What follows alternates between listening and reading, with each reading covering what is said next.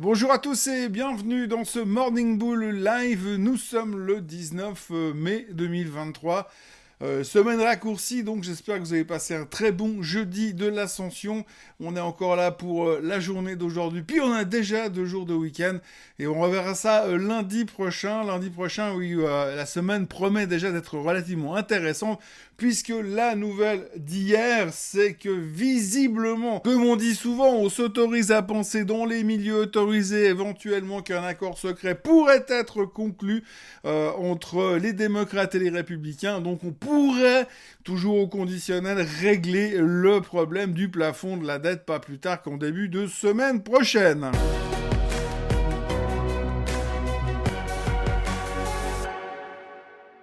Oui, donc la nouvelle la plus importante de la journée d'hier, alors, il faut savoir que la plupart des places boursières étaient ouvertes, même si les gens n'étaient pas forcément là. C'était le cas en Europe, mais pas en Suisse. Mais par contre, c'était le cas aux États-Unis où eux, il ne s'est rien passé de spécial. Ça a continué à fonctionner comme d'habitude. Et le sénateur McCarthy, chef de file des Républicains, est venu nous annoncer hier que selon lui, l'accord, le boulot avançait et l'accord pourrait être signé en début de semaine prochaine.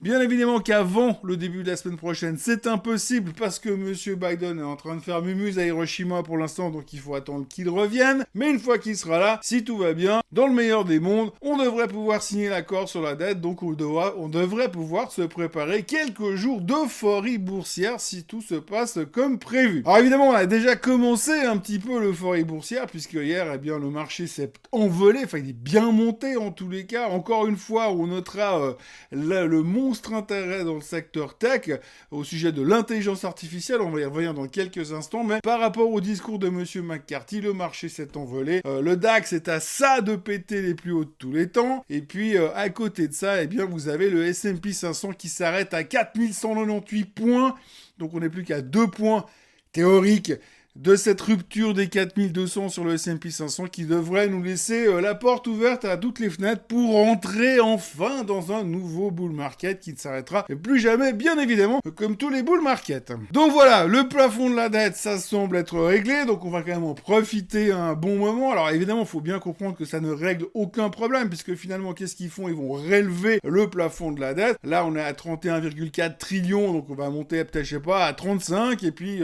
dans une année ou dans 18 mois, on aura les mêmes problèmes parce qu'évidemment personne n'aura fait de coupe budgétaire et donc c'est simplement reculer pour mieux sauter puisque si c'est pas cette année, si c'est pas l'année prochaine, c'est dans 3 ans, on va se la prendre en pleine gueule parce qu'à un moment donné que vous aurez eh bien la dette américaine qui sera à 50 trillions de dollars, eh bien ça risque d'être un peu moins rigolo et le retour de manivelle pourrait être à un moment donné beaucoup plus violent puisqu'à un certain moment, soit ils arriveront plus à se mettre d'accord, soit juste ça fonctionnera plus comme ça parce que ça peut pas fonctionner comme ça sur le long, très long terme. Enfin, c'est ce qu'on nous raconte depuis 30 ans. Pour l'instant, ça fonctionne toujours. On ne va donc pas s'emballer ni faire des plans sur la comète, puisqu'il y a des gens qui font ça beaucoup mieux que moi. D'ailleurs, à propos de plans sur la comète, une des choses qui fonctionnait super bien hier, c'était la tech et l'intelligence artificielle, puisqu'on est revenu sur la thématique. Alors hier, on a eu plein de monde. Ils sont tous de sortie pour dire oui, l'intelligence artificielle, c'est génial, c'est formidable, c'est la solution à tous les problèmes. Donc on a eu Oppenheimer qui est venu upgrader Nvidia qui a pris 5% hier. On a eu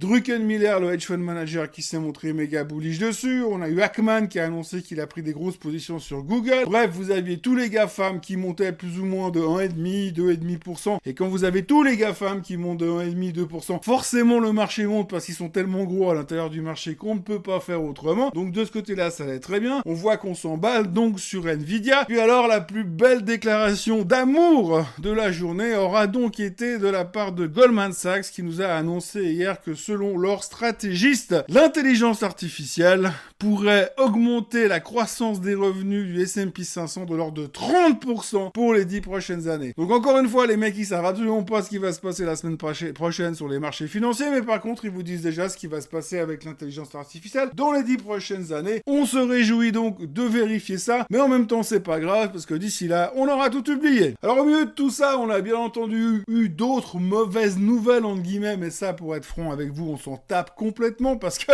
le plafond de la dette, ça va bientôt être réglé. Alors du coup, on a eu quand même plusieurs banquiers centraux américains qui ont parlé hier pour dire que pour eux, eh bien, le problème de l'inflation n'était pas réglé et que certains même n'excluaient pas une nouvelle hausse des taux au mois de juin. Le marché s'en contrefout parce que pour l'instant, il est 100% focusé, concentré sur le plafond de la dette. On reviendra sur le sujet de l'inflation qui veut pas vraiment baisser à la vitesse où on voudrait dans les semaines qui viennent, mais d'abord, on va régler le problème du plafond de la dette. D'ailleurs, à propos de ce que pensent les banquiers centraux, alors aujourd'hui, il n'y a pas des masses de chiffres économiques si ce n'est le PPI en Allemagne. Par contre, ce qu'on va avoir en masse, c'est beaucoup de banquiers centraux qui vont parler, dont les chefs de file, puisqu'aujourd'hui, nous aurons Lagarde et Powell qui parleront durant la journée. Il y a aussi un truc qu'il faut regarder hier, c'est les chiffres de Walmart et de Target qui ont été publiés. Alors, c'est relativement important, puisque finalement, ça touche au retail, ça touche à la consommation, et donc on a eu des chiffres de Walmart qui étaient relativement meilleurs que les attentes, donc le titre montait légèrement, pas l'euphorie,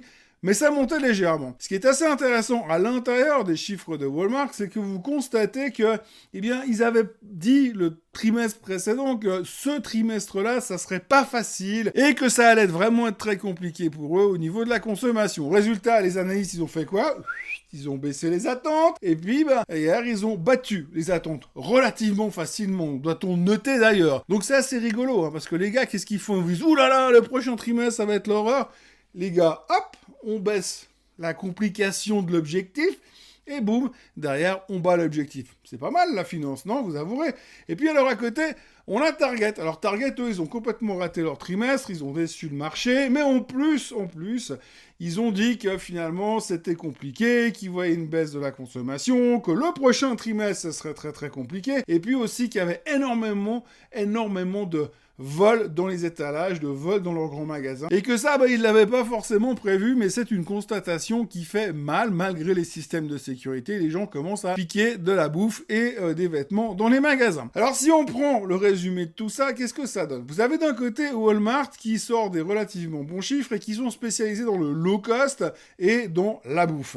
Et de l'autre côté, vous avez Target qui sont spécialisés dans le plus high-end, on va dire, dans le plus cher, et puis ils ont beaucoup moins de bouffe. Résultat, vous avez les gens qui font quoi en ce moment ? Eh bien, ils se concentrent sur la bouffe et le pas cher. Ce qui veut quand même dire que pour l'instant, le consommateur, il les a un petit peu comme ça, et qu'il fait attention, et qu'il est en train de se concentrer sur l'essentiel, plutôt que sur les trucs qui ne servent pas à grand chose. Donc on peut commencer à s'inquiéter parce qu'on voit un petit changement dans la mentalité du consommateur. Alors je dis pas qu'on est en train de rentrer en récession, je dis pas que l'économie est en train de s'effondrer, mais quand vous regardez ces deux chiffres, ces deux sociétés qui publient plus ou moins dans le même business, mais à des niveaux différents, et vous voyez comment ça se passe, eh bien vous avez quand même une partie du consommateur américain qui a l'air de vouloir consommer un petit peu moins ou simplement qui ne peut plus consommer. Sans compter que de plus en plus de gens sont même réduits à devoir voler pour pouvoir manger. Bref, tout ce qu'on peut dire dans tout ça, c'est que ce n'est pas que du bon quand on décode, quand on gratte un peu à l'intérieur des chiffres de Walmart et Target. Donc, il faudrait peut-être simplement arrêter de croire que tous les Américains roulent dans des bagnoles à 300 000 $ et que tous les Américains gagnent 2 millions de dollars par année et que tous les Américains ne savent plus quoi faire de leur pognon. C'est pas tout à fait la réalité. Et ça peut aussi montrer que gentiment, il y a un ralentissement économique qui est en train de se faire. Mais c'est pas grave, parce que normalement, une fois que Biden sera revenu d'Hiroshima, on va signer l'accord sur le plafond de la dette. On notera aussi en vrac que Netflix a fait un carton en bourse hier, plus 10%, parce que tout le monde est en train de se ruer sur ce nouvel abonnement qui vous permet de voir les séries moins chères, mais en ayant les pubs. Je comprends toujours pas. Et puis, de l'autre côté, on a également le Japon qui s'envole. Alors lui, il faut en parler quand même, parce qu'on a cassé les 30 000 points sur le Nikkei. On va en direction des 31 000 pour l'instant. On est en train de tester la résistance, le dernier point haut qu'on a fait en février 2021. Et là, on est en train de casser cette résistance. Et tout le monde, soudainement, ce matin, vous lisez les médias américains, ils sont tous en train de se dire « Oh, mais faudrait-il investir au Japon ?»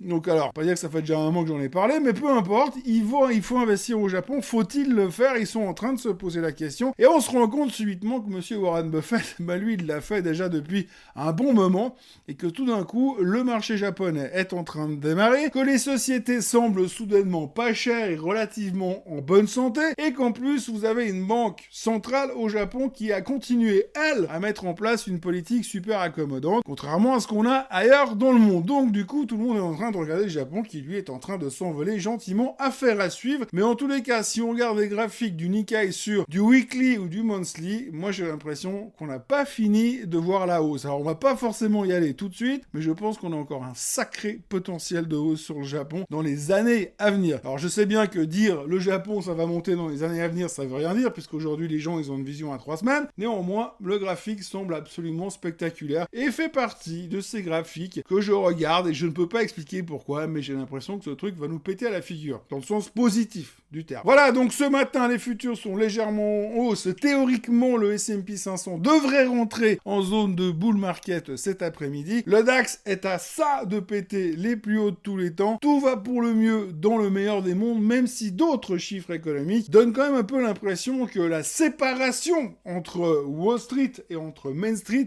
est en train de grossir de plus en plus, puisque d'un côté, vous avez les marchés boursiers qui explosent, et qu'à l'intérieur des pays où les marchés explosent, eh bien, on a l'impression que c'est pas autant l'euphorie que ça. Mais on verra ça ces prochains temps, on verra ce qu'en pense Monsieur Powell cet après-midi, et on aura le temps d'en reparler la semaine prochaine dans un nouveau Morning Bull Live. Pour le reste, cet après-midi, Swiss Bliss, ensuite week-end, et on y retourne la semaine prochaine. Je vous souhaite un excellent week-end. N'oubliez pas de vous abonner à la chaîne Suisse Côte en français. Merci d'avoir été avec moi durant cette semaine tronquée, même si ce matin, j'ai l'impression que je suis tout seul à parler devant ma caméra, mais on va faire comme s'il y avait du monde. Allez, passez une très bonne journée et à lundi ou à tout à l'heure pour Swiss Bliss. Bye bye.